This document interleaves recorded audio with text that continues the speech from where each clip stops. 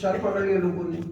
اس secretary کے کان میں کہا حضور یہ مشاعرے کی روایت ہے کہ اس میں داد بھی دی جاتی ہے, مقرر کہا جاتا ہے, دوبارہ سنا جاتا ہے, اس سے شعر کی توقیر بڑھتی ہے اس سے. تو یہ مشاعرے کی روایت ہے. ان کا روایت ہے کہ اچھا ہے تو حرام توپ, روایت ہے تو حرام توپ, لیکن اگر روایت ہے تو چلو ٹھیک ہے ابھی پھر آپ مقرر کر سکتے ہیں.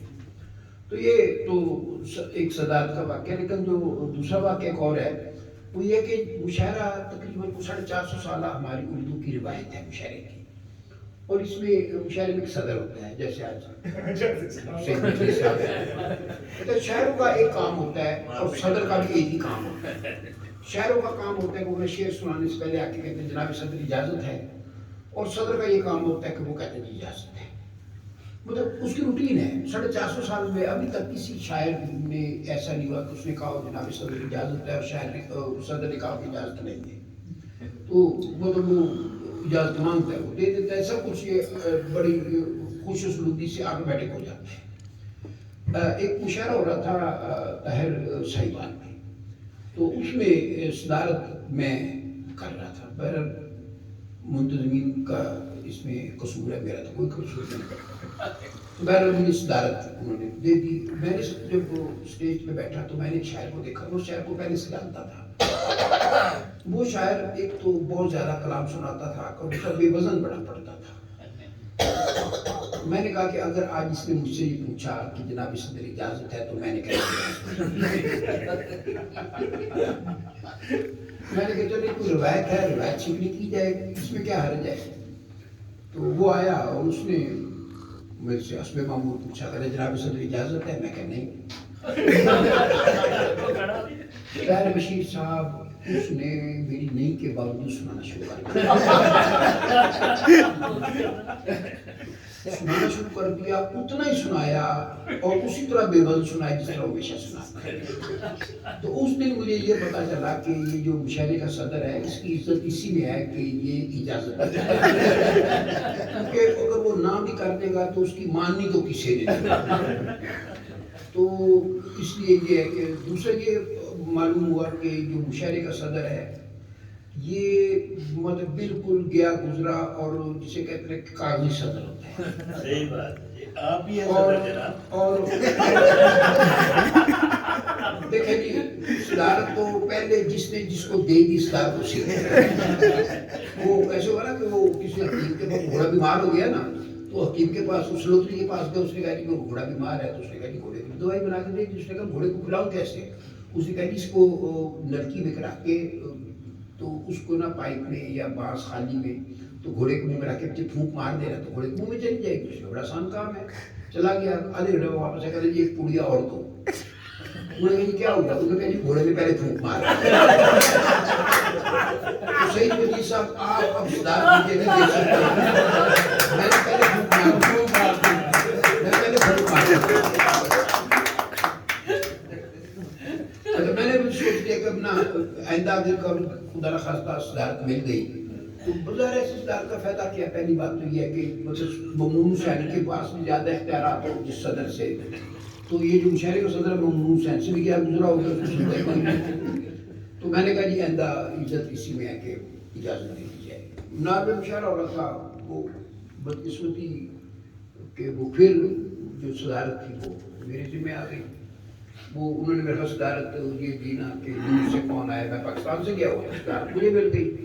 خیر وہاں پہ ایک شاعر نے جو قریبی ملک سے تھا نارمے کے, وہ آیا تھا. اس نے کوئی 4-5 غزلیں سنائی, 10-12 قطعات سنائے, 3-4 نظمیں سنائی لمبی لمبی.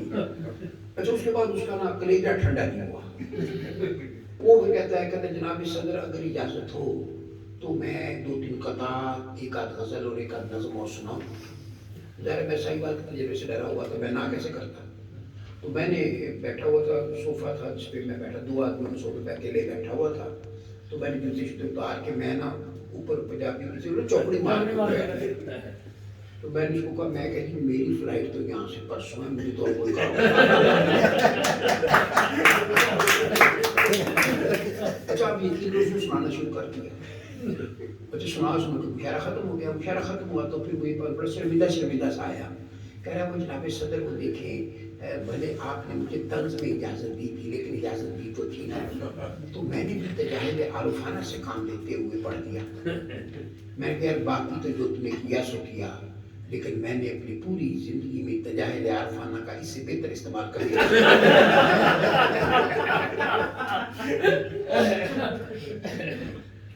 تو بہت سی چیزیں شہروں میں ہوتی رہتی ہیں.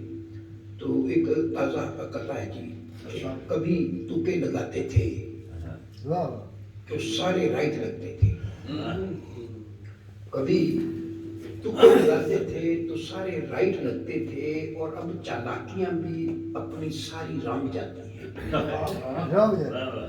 کبھی تکے لگاتے تھے تو سارے رائٹ لگتے تھے، اور اب چالاکیاں بھی اپنی ساری رنگ جاتی ہیں. کبھی بیگم بلاتی تھی یہ دل بلیوں چلتا تھا، وہ اب آواز دیتی ہے تو کام پہ ٹانگ جاتی ہے.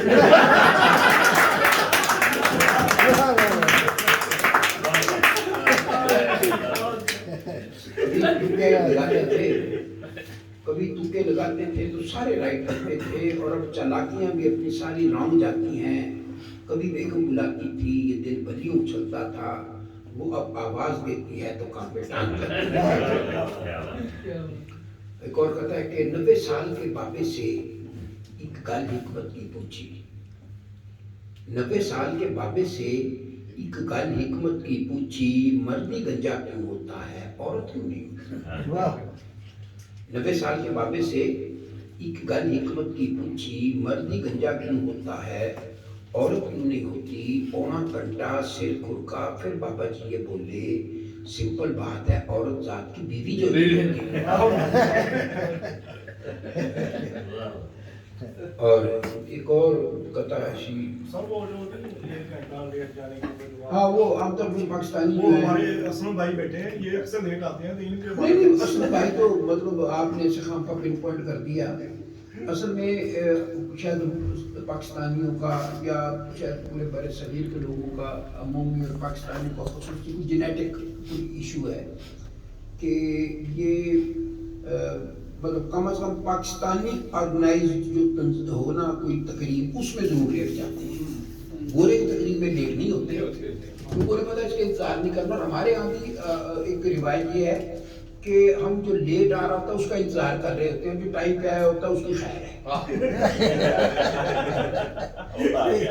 لیٹ کا انتظار کیا جاتا ہے کہ وہ فلاں آ رہا ہے، مطلب وی آئی پی وہ ہے جو لیٹ ہے. اور اسی لیے پاکستان میں تقریب کا جو وی آئی پی ہوتا ہے وہ اسی لیے میرا خیال لیٹ آتا ہے. تو اس پر ایک چھوٹی سی دو مصروں کی ٹوٹل نظم ہے، چھوٹی سی نظم کہ لیکن اس کا عنوان جو ہے وہ تقریباً 2.5 سطروں کا ہے. تو اس کا عنوان ہے جی کہ اس کے گھر 1 گھنٹہ لیٹ پہنچنے کی 2 نہایت معقول وجوہات. یہ نظم کا عنوان ہے. اب یہ دیکھیں کہ گھنٹہ بھی کیلکولیٹ کر لیں اور ذرا جو وجوہات ہیں ان کی معقولیت بھی آپ ذرا ملاحظہ کیجیے. اس کے گھر 1 گھنٹہ لیٹ پہنچنے کی 2 نہایت معقول وجوہات. اچھا وہ نظم تو میں بعد میں سناؤں گا. وہ ایسے ہوا کہ جب میں نے یہ نظم پڑھنے کے لیے عنوان تھا، یہ پنجاب یونیورسٹی میں نے یہ عنوان پڑھا. عنوان کافی لمبا ہے کہ اس کے گھر 1 گھنٹہ لیٹ پہنچنے کی 2 نہایت معقول وجوہات. اتنا لمبا عنوان پڑھا تو ایک بچہ کھڑا ہو گیا، لڑکا. ظاہر ہے وہ شرارت اس نے مطلب جیسے کہ ایک ہوتا ہے نا لائٹ موڈ میں just as a for humour خدا اس کی میں نے اس کی بدنیت ہی نہیں کہہ رہا، ایسے اس نے شور میں پوچھ کے کہا چاچا جی اس نظم کا عنوان پھر سنائیں. اچھا اس کا خیال تھا میں زبانی سنا رہا ہوں تو بزرگ آدمی تو شاید بھول گیا جاؤں گا، گڑبڑا جاؤں گا، ایک شور سا کریٹ ہو جائے گا واپس. میں نے اس کو کہا، میں نے کہا میں تمہیں یہ اس کا عنوان تو دوبارہ سنا دیتا ہوں، لیکن پہلے میں تمہیں ایک واقعہ سنا دوں کہ وہ ایک عدالت میں کیس لگا ہوا تھا. تو ایک وکیل جو تھا وہ گواہ پہ جیرا کر رہا تھا. تو جیرا میں عام طور پہ وکیل جیرا کرتے ہیں اس لیے کہ اس سے کوئی الٹا سیدھا جواب وہ دے دے گا تو جو ایف آئی آر میں یا جو پہلے اس کا بیان ہے اس سے کنٹراڈکٹ کر جائے گا، کیس کمزور ہو جائے گا. تو اس نے اسے پوچھا کہ جب یہ واقعہ ہوا تم کہاں تھے؟ اس نے کہا جب یہ واقعہ ہوا میں موقع واردات پہ موجود تھا. اچھا تم موقع واردات پہ موجود تھے، تم موقع واردات سے کتنے فاصلے پہ تھے؟ उसे कहा जी मैं उस वक्त मौका वारदात से 72 गज 2 फुट 10 इंच और 3 सूत्र के फासले पे था। और जब इतना एग्जैक्ट फासला गवाह ने बताया तो वकील के हाथों के तोते उड़ गए। वकील परेशान हो गया, वकील ने उसे गड़बड़ा गया, उससे कहता है कि तुमने इतना एग्जैक्ट फासला कैसे बताया? उसने कहा जी बस ऐसे जब मैं सुबह घर से निकलने लगा तो मेरे ऐसे दिमाग में आया कि हो सकता है उल्लू का पट्टा अदालत में मेरे से ये सवाल कर दे।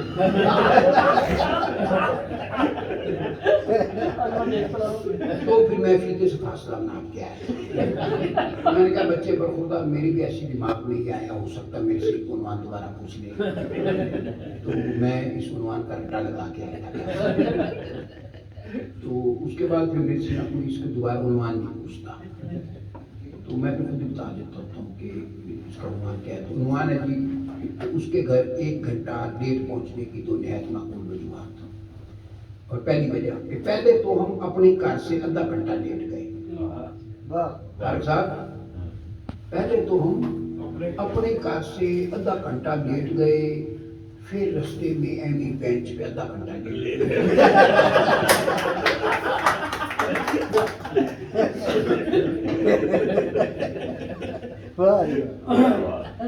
बस नजर खत्म हो गई। और एक और घंटा पूरा हो गया। आधा घंटा करो,